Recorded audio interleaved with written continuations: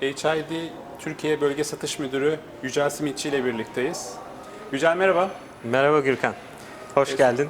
Hoş bulduk, teşekkürler. Sunumlarını dinledik. Sormak istediğim sorulardan bir tanesi, dikkatimi çeken çözümlerinizden, yeni çözümlerinizden HID Mobile Access. Bununla ilgili biraz izleyicilerimize bilgi aktarabilir misin? HID Mobile Access bizim günümüzde şirketlere girip çıkarken ya da işte tesislere erişim sağlarken kullandığımız geleneksel temassız kartları yanımızdan neredeyse hiç ayrılmadığımız akıllı telefonların içerisinde yaşatmaya ve çalıştırmayı sağlayan bir teknoloji. Bizim Mobile Access özellikle kart okuyucularımızla çalışıyor. Bu kart okuyucular bir kontrol paneline bağlı. Bu kontrol paneli de telefonu okutan kişilerin telefonun içerisinden gelen bilgileri sisteme ulaştırmasını ve buna göre geçiş izni verilmesi veya reddetmesi mantığına dayanıyor.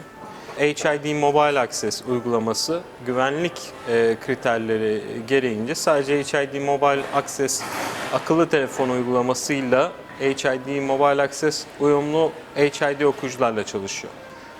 Fakat Peki. temassız karta geldiğimiz zaman çoğu temassız kartı pazardakini kabul ediyor okuyucularımız. OSDP, Industry Org'un bir standartı. Bu OSDP ile ilgili bize neler söyleyebilirsin? Biz hani söyleniş olarak evet Türkçe OSDP açık süpervize denetimli protokolü diye geçiyor. Aygıt protokolü diye Türkçeleştirebiliriz.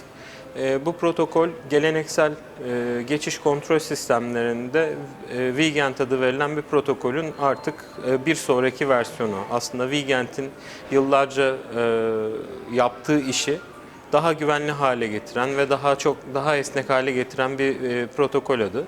En büyük ve belirgin özelliği ise siber güvenlik katkısı. Pratikte kart okuyucunuzu kontrol panelinize bağlarken yapılan bağlantı RS-485 bağlantısı ve aynı evinizdeki kablosuz modeme bir bilgisayar tanıtır gibi buna da şifre koyabiliyorsunuz. Böylelikle kabloya erişilerek herhangi bir şekilde güvenlik zafiyeti sağlanamıyor. Bu bağımsız bir standart mı? OSDP aslında HID'nin içinde bulunduğu ve bir partnerle beraber geliştirilmiş bir teknoloji. Fakat daha sonra bu yeteneğin diğer sistemler tarafından da kullanılabilmesi açısından standartlaştırılmasına izin verilmiş. Bu şekilde SIA Org'un yönetimine bırakılmış durumda ve pek çok üretici tarafından da artık destekleniyor. Hatırlarsan IP kamera üreticiler arasında ONVIF ve PSIA gibi yapılar mevcuttu. OSDP'de aslında geçiş kontrol üreticilerinin ürünlerini birbirleriyle uyumluluğunu sağlamak ve bunun üstüne ayrıca sistemin daha da güvenilir hale gelmesini sağlar. Ziyaretçi kontrol sistemleriniz var. Bununla ilgili neler söylemek istersin? Ziyaretçi kontrol sistemlerimiz özellikle Kuzey Amerika'da ve Avrupa'da gittikçe yaygınlaşmaya başladı. Çünkü belli yönetmeliklerin sağlanması anlamında, belli kurumların ziyaretçi yönetiminin sağlanması anlamında büyük faydaları dokunuyor. Çok uzun süredir olan sistemlerdi fakat en son az önce de anlattığımız HID Mobile Access teknolojisiyle de yaptığımız entegrasyon sonrası ve HID Mobile Access lisanslama yapısında ayrıca abonelik modelini de sağlamamız sayesinde EasyLobby platformunu kullanan son kullanıcılar, güvenlik sistemi sahipleri diyeyim, geçiş kontrol sistemi sahipleri mevcut geçiş kontrol sistemlerine bu ziyaretçi yönetim yazılımını entegre edebiliyorlar. Ve bu entegrasyonla beraber mobile access'inde bu oyuna dahil olması sayesinde gelen ziyaretçiler herhangi bir fiziki kimlik basılmadan ya da çok daha önceden kendilerini kaydederek ziyaret edecekleri yerde zaman kaybetmeden doğrudan toplantılarını veya görüşmelerini gerçekleştirebiliyorlar ya da ziyaretlerini gerçekleştirebiliyorlar. İşlem sonucunda sistem Mobile Access tabanlı olduğu zaman çıkış yapıldıktan sonra otomatik olarak bu Mobile ID'yi alıp tekrar kullanılabilir hale getirebiliyor. Bu da işte normal kartlara göre sarf maliyetini ortadan kaldırıyor. QR kodun güvenlik zafiyetine bir alternatif olarak daha güvenli bir çözüm sunuyor. Böyle faydaları var diyebiliriz. Kullanıcı dostu, operasyonel kolaylık sağlayan bir sistem. Kesinlikle bu operasyonu herhangi bir operatör yönetmek zorunda değil. İstenirse çalışanlar kendilerine ziyarete gelecek, toplantı yapacakları şirket dışından veya kurum dışından ziyaretçileri önceden sisteme girip geldiklerinde de direkt olarak giriş yapmalarını sağlamak için kaydedebiliyorlar. Yazılım platformu neydi burada? Yazılım yani Easy Lobby aslında Easy bir Lobby. server yazılımı. Ama tabii web tabanlı istemci arayüzleri de mevcut.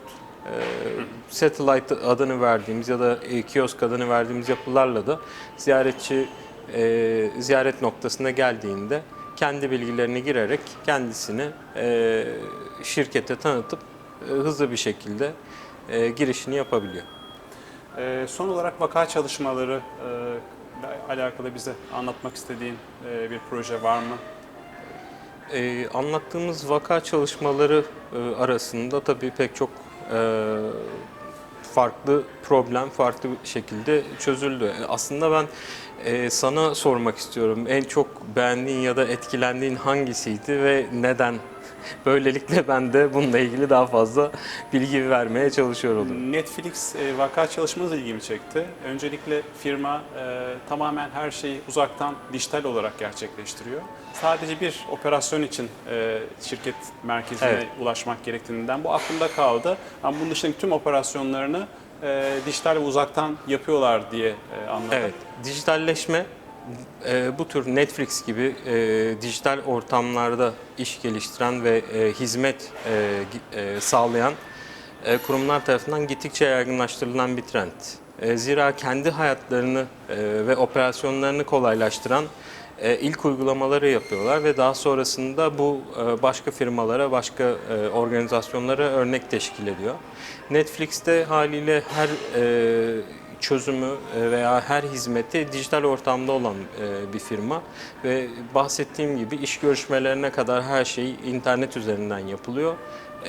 Her şey önceden tanımlanıyor vesaire ama günün sonunda sadece tek bir şeyin kullanıcıya yerinde ulaştırılması gerekiyor. Yani kullanıcının Netflix'e işe başlasa bile, home office çalışsa bile gidip de kartını Netflix ofisinde giriş çıkış kartını oradan alması gerekiyor çeşitli güvenlik protokolleri sebebiyle. Fakat Mobile Access sayesinde mobil ID'si kurumsal e-mail adresine gönderilebiliyor ve aktivasyonunu kendisinin yaptığından emin olunabiliyor bu sayede. O zaman bu şunu demek oluyor, bunun için ofise de gitmesine gerek yok mu? Kesinlikle ofise gitmesine gerek yok. Uzakta çalışanlar için müthiş bir fırsat.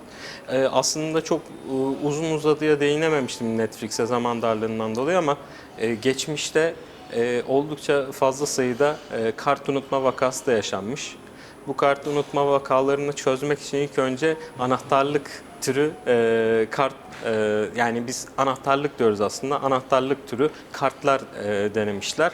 Ama bu sefer de ofis içerisinde dolaşımda araç anahtarlarını sürekli taşımadıkları için arkadaşlarının kartlarıyla giriş çıkış yapma suretiyle bu sefer de giriş çıkışların kontrol altına alınması problem olmuş. Dolayısıyla Mobile Access ile beraber kullanıcılar telefonlarını yanlarından hiç ayırmıyorlar. Ve en basitinden şöyle düşünün, evet araç anahtarıyla arabanıza indiniz, yani bir navigasyona ihtiyacınız var ya da o an işte trafiğin ne durumda olduğunu görmek istiyorsunuz. Telefonunuzu muhakkak hatırlarsınız ya da başka türlü düşünelim, toplu taşımayla da bir yerden bir yere gitmek için akıllı telefonu kullanıp en hızlı nasıl giderim diye bakarsınız. Dolayısıyla telefonu unutmak günümüzde gerçekten hani çok mümkünatı çok düşük olan bir durum ve yanımızdan ayırmadığımız bu cihazı bankacılıkta kullanıyoruz.